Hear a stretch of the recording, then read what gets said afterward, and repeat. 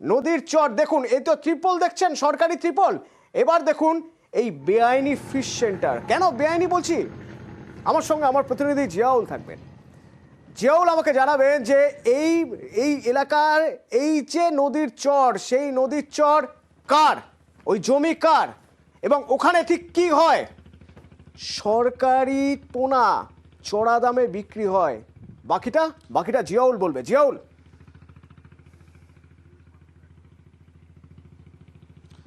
অতনুদা, তুমি যেমনটি বলছিলে জমিকার, সত্যি এই প্রশ্নটা আমারও মাথায় ঘুরপাক খাচ্ছে তখন।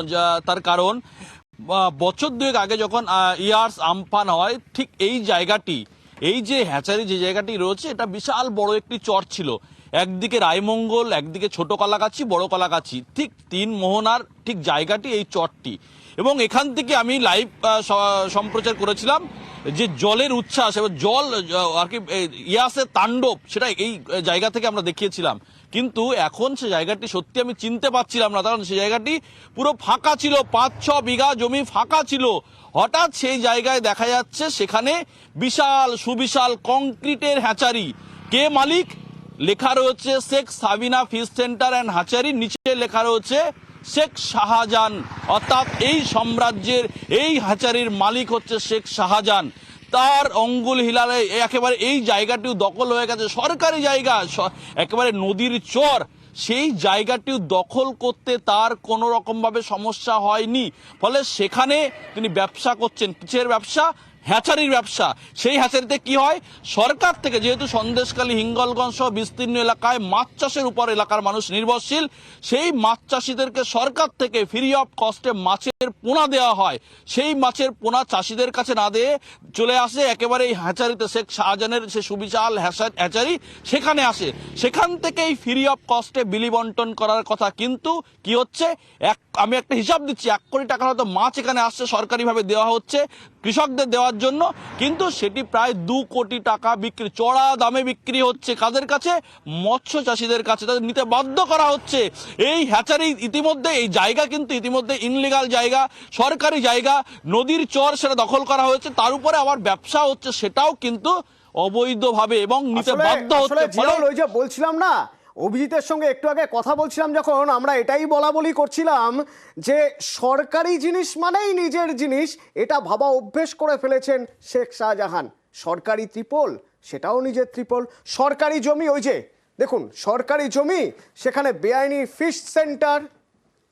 এই দেখুন, যেখানে পিন মার্কেট, এই পিন মার্কেট থেকে সরকারি পোনা যা চড়া দামে বিক্রি করা হয়।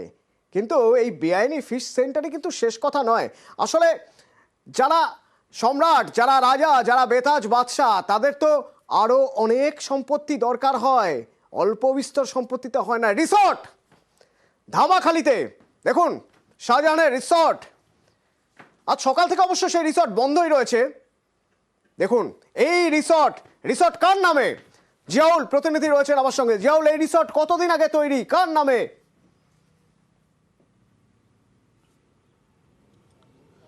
দেখো, শেখ শাহজাহানের সাম্রাজ্যের শেষ হয়তো এখনো পর্যন্ত কোথায় গিয়ে ঠেকবে সেটা কিন্তু এখনো বলা মুশকিল। অর্থাৎ সকাল 8টা থেকে আমরা এখন বাজে 12টা পরপর একটা হ্যাচারির সন্ধান পেলাম, রিসর্টের সন্ধান। রিসর্টটা কোথায়? একেবারে ধামাখালি বাজারে। এই ধামাখালি বাজারে সুবিশাল রিসর্ট। সকালের দিকে আমরা যখন যাই, সেই সময় ছবি করার মতন ক্ষমতা আমাদের ছিল না, সাহস ছিল না। অর্থাৎ গতকালকে যেভাবে সংবাদ মাধ্যমের উপর হামলা হয়েছে, আমাদের 2 সহকর্মী আক্রান্ত হয়েছে, ফলে আজকে আমরা কিছুটাও ভয়ে যাচ্ছিলাম। এলাকার মানুষের সঙ্গে কথা বলছিলাম, কিন্তু সবাই বলছে ক্যামেরা নিচে রাখুন, তারপরে কথা হবে। অর্থাৎ ক্যামেরার সামনে কেউ কিছু বলতে চাইছে না শাহজাহানের সাম্রাজ্য যে কোথায় কোথায় রয়েছে। এবং সেটি হচ্ছে এই একেবারে ধামাখালি হোটেল রয়্যাল, এই সুন্দরবন, সেটিও কিন্তু মালিক, এককভাবে মালিক হচ্ছে শেখ শাহজাহান। এবং সেই সুবিশাল রিসর্টের মালিক শাহজাহান। আমরা সকালের দিকে তালা বন্ধ ছিল, পরবর্তীকালে যখন সেখানে যাই 11টা নাগাদ, সেই সময় দেখা যায় সেই রিসর্টের তালা খোলা রয়েছে। কিন্তু ভিতরে আমরা ঢুকলাম, হাজার ডাকাডাকি করার পরেও কিন্তু সেখানে কাউকেই আমরা কোনো উত্তর বা সেখান থেকে কোনো আওয়াজ আমরা পাইনি। অর্থাৎ রিসর্ট কে খুললো, তালা কে খুললো, তাহলেই কি তার এখনো অনুগামীরা তার আশেপাশে এই রিসর্ট বা সেই জায়গাগুলো পাহারা দেওয়ার জন্য রয়েছে? এটাই হচ্ছে ব্যাপার। ফলে রিসর্টের মালিকও কিন্তু এককভাবে দেখা গেছে এই শেখ শাহজাহান। ফলে শুধুমাত্র যত সময় যাচ্ছে না না, ততই আরো কিন্তু শেখ আরো আরো শাহজাহানের সম্পত্তির হিসেব আমি জানবো তোমার থেকে জিয়াউল। এখানেই তো শেষ নয়, একটা শপিং কমপ্লেক্স, শপিং কমপ্লেক্স দেখুন, বেতাজ বাদশার শপিং কমপ্লেক্স, সেই শপিং কমপ্লেক্সের ছবি দেখুন, সরবেরিয়া। আর সেখান থেকে শপিং কমপ্লেক্সের ছবি দেখাই আপনাদের একবার, দেখুন শপিং কমপ্লেক্স। এ হলো গতকালের বিক্ষোভের ছবি, শাহজাহানের রিসর্টের ছবি। এই দেখুন, এই দেখুন কত বড় শপিং কমপ্লেক্স। কিন্তু এই শপিং কমপ্লেক্স কোথায়? এই জায়গা নদীর চর ছিল, মাটি ফেলে জমি তৈরি করে মার্কেট তৈরি হয়েছে। জিয়াউল, কদিন আগে এই জায়গা কেমন ছিল?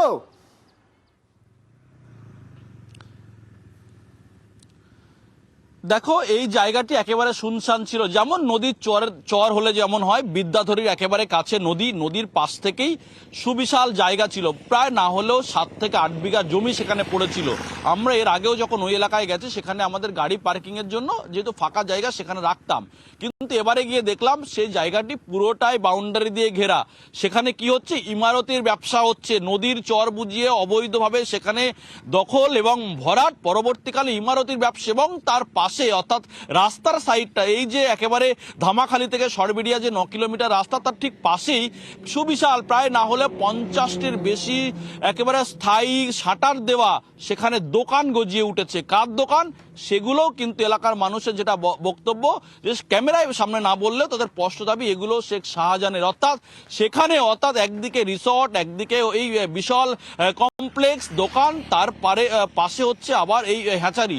ফলে যত সময় গড়াচ্ছে ততই কিন্তু একের পর এক এই শাহজাহানের সাম্রাজ্যের একটা টুকরো টুকরো টুকরো জিনিস কিন্তু উঠে আসছে আমাদের ক্যামেরায়। ফলে শেখ শাহজাহান মানে সন্দেশখালী, সন্দেশখালী যেটা বলবেন শেখ শাহজাহানই বলবেন।